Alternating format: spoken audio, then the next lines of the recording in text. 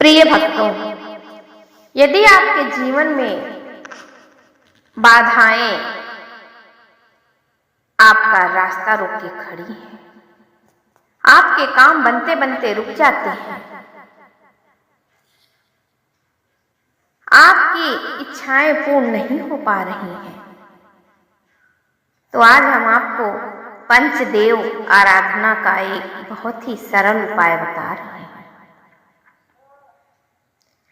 क्योंकि जब 5 देव एक साथ प्रसन्न होते हैं तो किस्मत चमक जाती है, धन का आगमन शुरू हो जाता है। पंचदेव प्रार्थना में सर्वप्रथम भगवान शिव का स्मरण करना चाहिए। भगवान शिव चिंता निवारक देव हैं। माता लक्ष्मी जी का भी ध्यान करना चाहिए। माता लक्ष्मी धन, सुख और सौभाग्य देने वाली है।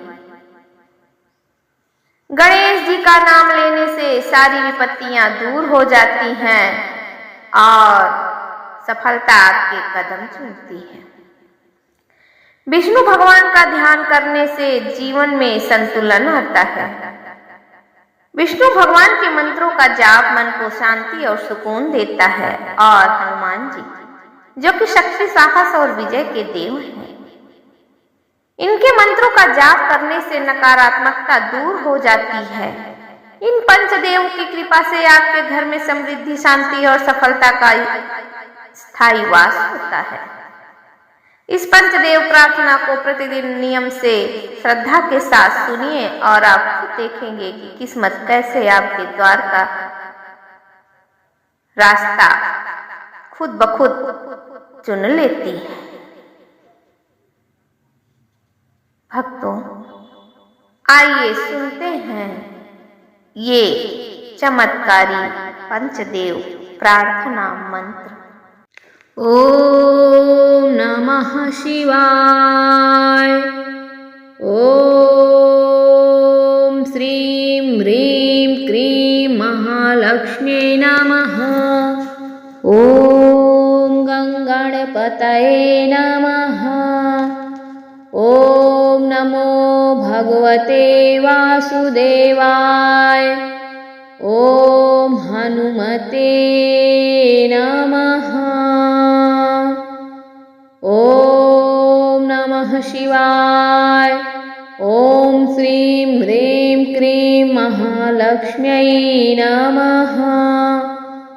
ओम गंगणपतये नमः। ओम नमो भगवते वासुदेवाय। ओम हनुमते नमः। ओम नमः शिवाय। ओम श्रीं ह्रीं क्रीं महालक्ष्मी नमः। ओम गंगणपतये नमः। ओम नमो भगवते वासुदेवाय। ओम हनुमते नमः। ओम नमः शिवाय। ओम श्रीं ह्रीं क्रीं महालक्ष्म्यै नमः। ओम गंगणपतये नमः। ओम नमो भगवते वासुदेवाय। ओम हनुमते नमः। ओम नमः शिवाय। ओम श्रीं ह्रीं क्रीं महालक्ष्मी नमः। ओम गंगणपतये नमः। ओम नमो भगवते वासुदेवाय। ओम हनुमते नमः। ओम नमः शिवाय। ओम श्रीं ह्रीं क्रीं महालक्ष्म्यै नमः। ॐ गङ्गणपतये नमः। ॐ नमो भगवते वासुदेवाय। ॐ हनुमते नमः। ॐ नमः शिवाय। ॐ श्रीं ह्रीं क्रीं महालक्ष्म्यै नमः। ॐ गङ्गणपतये नमः। ॐ नमो भगवते वासुदेवाय। ॐ हनुमते नमः। ॐ नमः शिवाय। ॐ श्रीं ह्रीं क्रीं महालक्ष्म्यै नमः। ॐ गङ्गणपतये नमः। ॐ नमो भगवते वासुदेवाय। ॐ हनुमते नमः। ॐ नमः शिवाय। ॐ श्रीं ह्रीं क्रीं महालक्ष्म्यै नमः। ॐ गङ्गणपतये नमः। ॐ नमो भगवते वासुदेवाय। ॐ हनुमते नमः। ॐ नमः शिवाय। ॐ श्रीं ह्रीं क्रीं महालक्ष्म्यै नमः। ॐ गङ्गणपतये नमः। ॐ नमो भगवते वासुदेवाय। ॐ हनुमते नमः। ॐ नमः शिवाय। ॐ श्रीं ह्रीं क्रीं महालक्ष्म्यै नमः। ॐ गङ्गणपतये नमः। ॐ नमो भगवते वासुदेवाय। ॐ हनुमते नमः। ॐ नमः शिवाय। ॐ श्रीं ह्रीं क्रीं महालक्ष्म्यै नमः। ॐ गङ्गणपतये नमः। ॐ नमो भगवते वासुदेवाय। ॐ हनुमते नमः। ॐ नमः शिवाय। ॐ श्रीं ह्रीं क्रीं महालक्ष्म्यै नमः। ॐ गङ्गणपतये नमः। ॐ नमो भगवते वासुदेवाय। ॐ हनुमते नमः। ॐ नमः शिवाय। ॐ श्रीं ह्रीं क्रीं महालक्ष्म्यै नमः। ॐ गङ्गणपतये नमः। ॐ नमो भगवते वासुदेवाय। ॐ हनुमते नमः। ॐ नमः शिवाय। ॐ श्रीं ह्रीं क्रीं महालक्ष्म्यै नमः। ॐ गङ्गणपतये नमः। ॐ नमो भगवते वासुदेवाय। ॐ हनुमते नमः। ॐ ॐ नमः शिवाय। ॐ श्रीं ह्रीं क्रीं महालक्ष्म्यै नमः। ॐ गङ्गणपतये नमः। ॐ नमो भगवते वासुदेवाय। ॐ हनुमते नमः।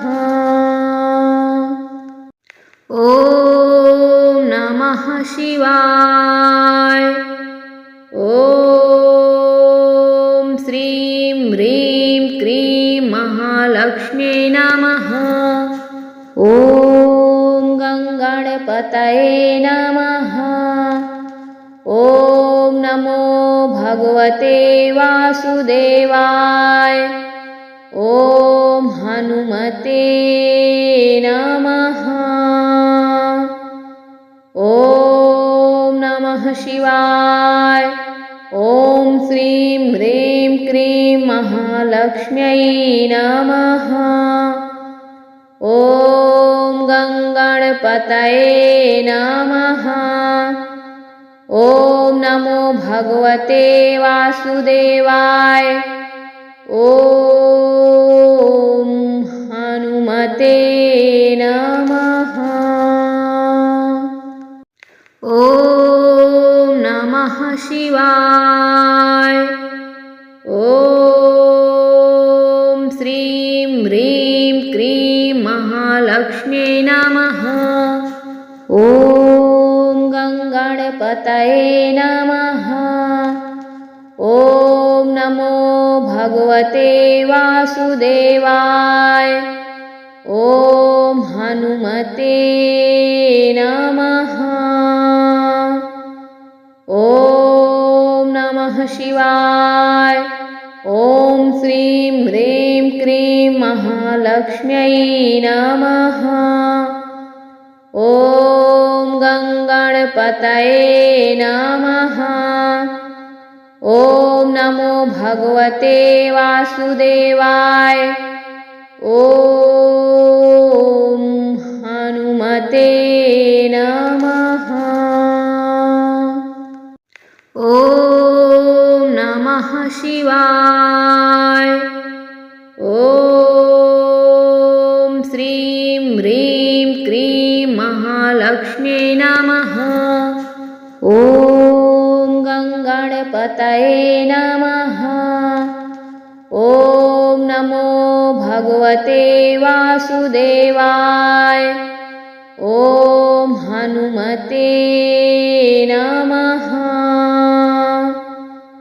ॐ नमः शिवाय। ॐ श्रीं ह्रीं क्रीं महालक्ष्म्यै नमः। ॐ गङ्गणपतये नमः। ॐ नमो भगवते वासुदेवाय। ॐ हनुमते नमः। ॐ नमः शिवाय। ॐ श्रीं ह्रीं क्रीं महालक्ष्म्यै नमः। ॐ गङ्गणपतये नमः। ॐ नमो भगवते वासुदेवाय। ॐ हनुमते नमः। ॐ नमः शिवाय। ॐ श्रीं ह्रीं क्रीं महालक्ष्म्यै नमः। ॐ गङ्गणपतये नमः। ॐ नमो भगवते वासुदेवाय। ॐ हनुमते नमः। ॐ नमः शिवाय। ॐ श्रीं ह्रीं क्रीं महालक्ष्म्यै नमः। ॐ गङ्गणपतये नमः।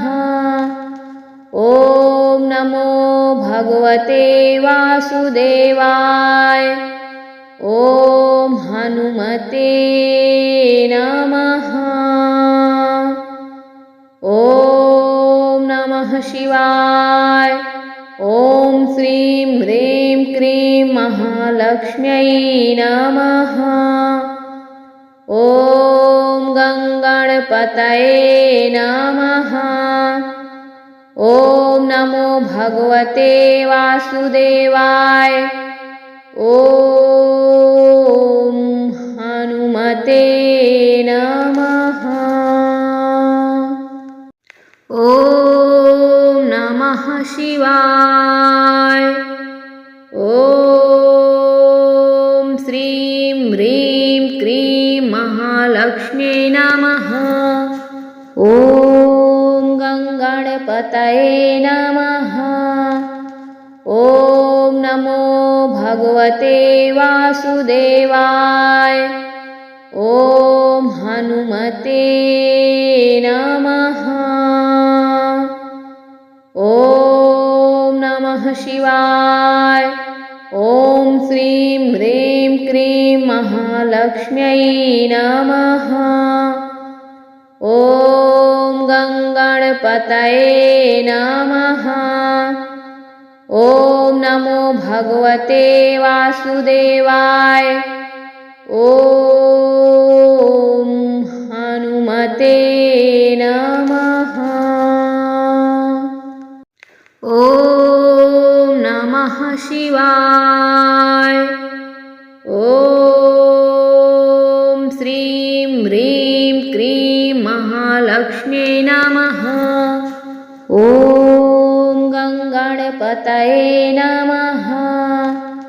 ॐ नमो भगवते वासुदेवाय।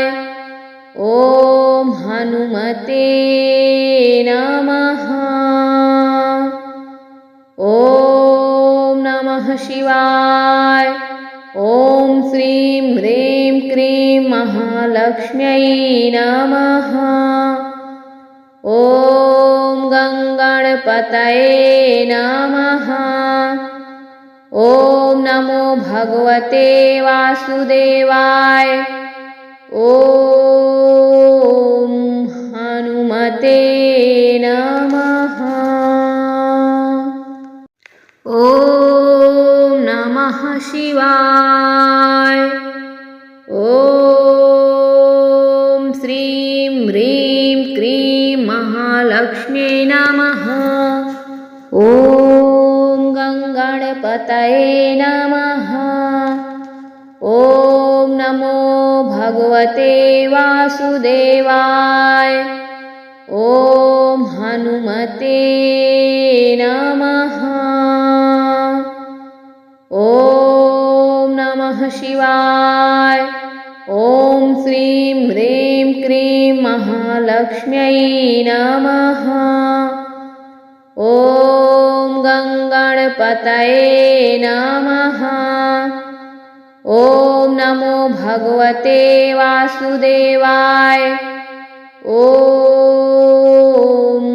हनुमते नमः।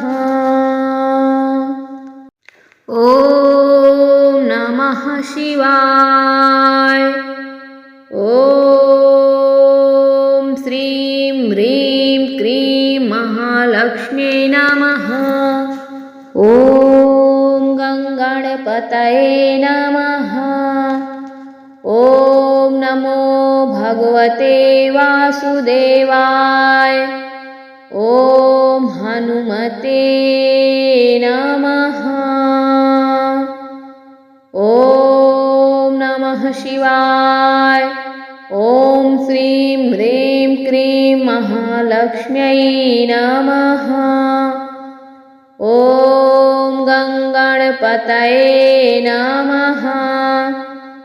ॐ नमो भगवते वासुदेवाय। ॐ हनुमते नमः। ॐ नमः शिवाय। ॐ श्रीं क्रीं महालक्ष्म्यै नमः। ॐ गङ्गणपतये नमः।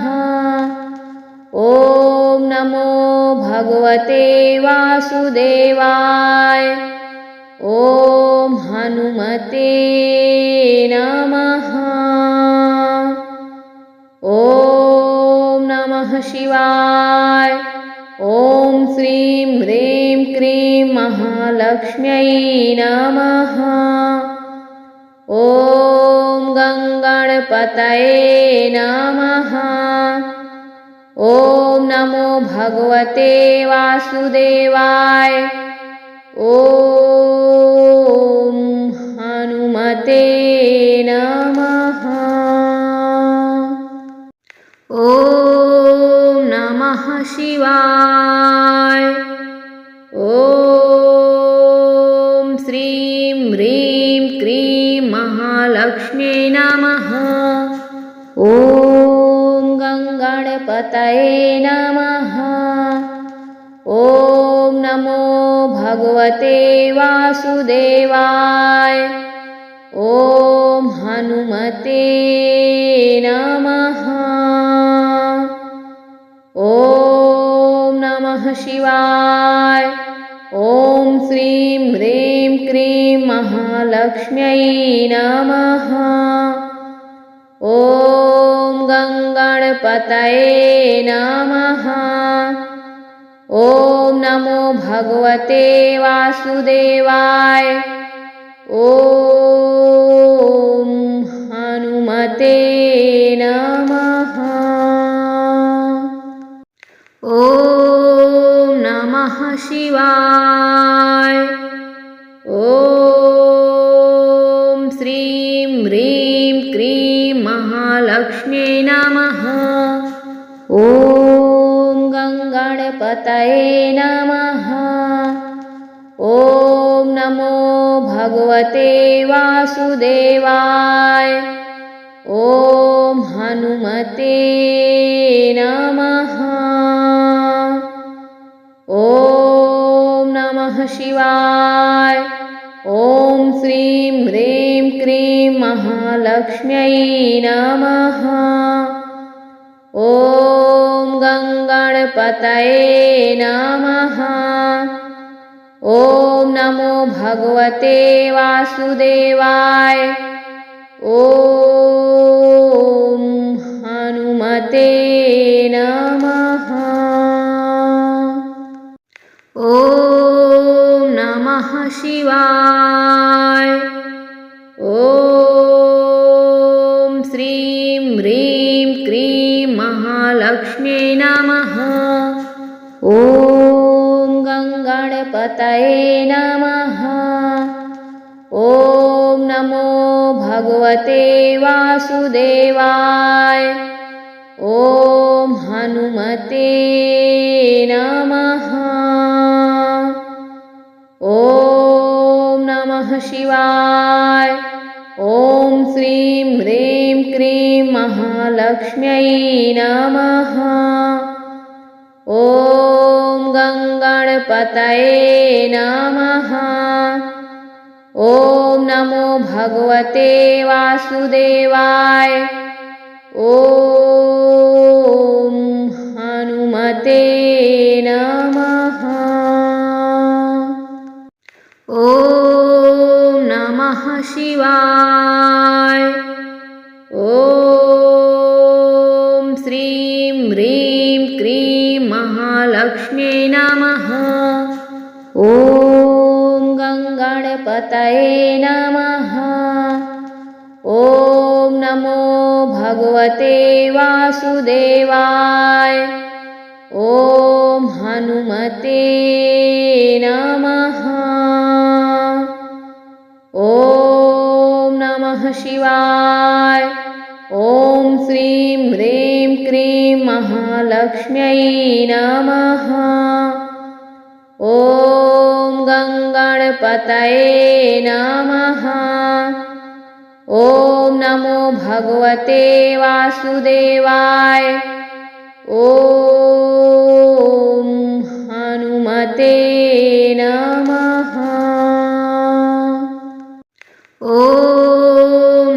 नमः शिवाय। ॐ श्रीं ह्रीं क्रीं महालक्ष्म्यै नमः। ॐ गङ्गणपतये नमः। ॐ नमो भगवते वासुदेवाय। ॐ हनुमते नमः। ॐ नमः शिवाय। ॐ श्रीं ह्रीं क्रीं महालक्ष्म्यै नमः। ॐ गङ्गणपतये नमः। ॐ नमो भगवते वासुदेवाय। ॐ हनुमते नमः। ॐ नमः शिवाय। ॐ श्रीं ह्रीं क्रीं महालक्ष्म्यै नमः। ॐ गङ्गणपतये नमः। ॐ नमो भगवते वासुदेवाय। ॐ हनुमते नमः। ॐ नमः शिवाय। ॐ श्रीं ह्रीं क्रीं महालक्ष्म्यै नमः। ॐ गङ्गणपतये नमः।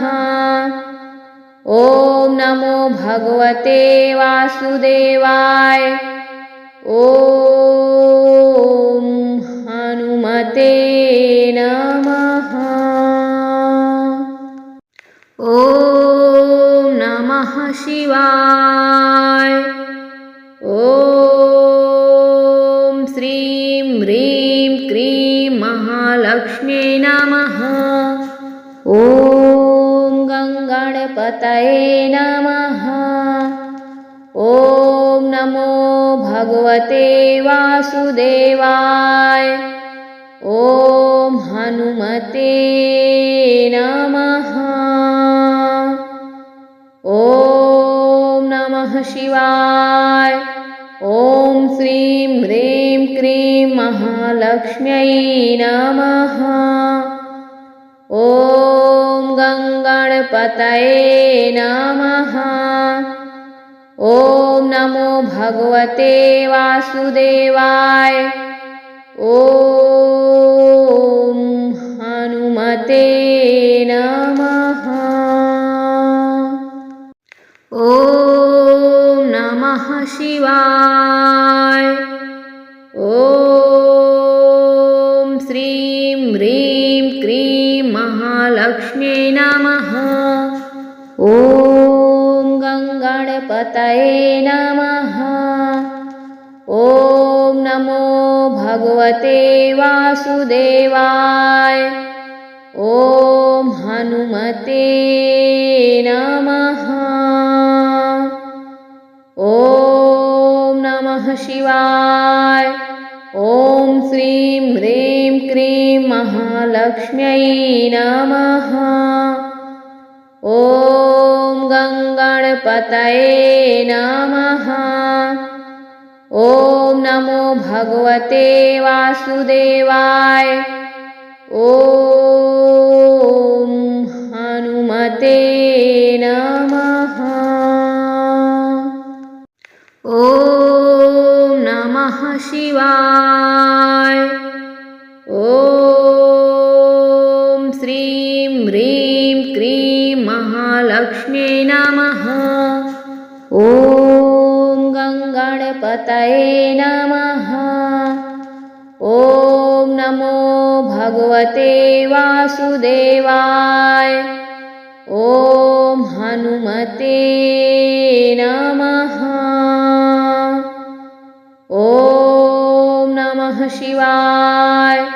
ॐ श्रीं ह्रीं क्रीं महालक्ष्म्यै नमः। ॐ गङ्गणपतये नमः। ॐ नमो भगवते वासुदेवाय। ॐ हनुमते नमः।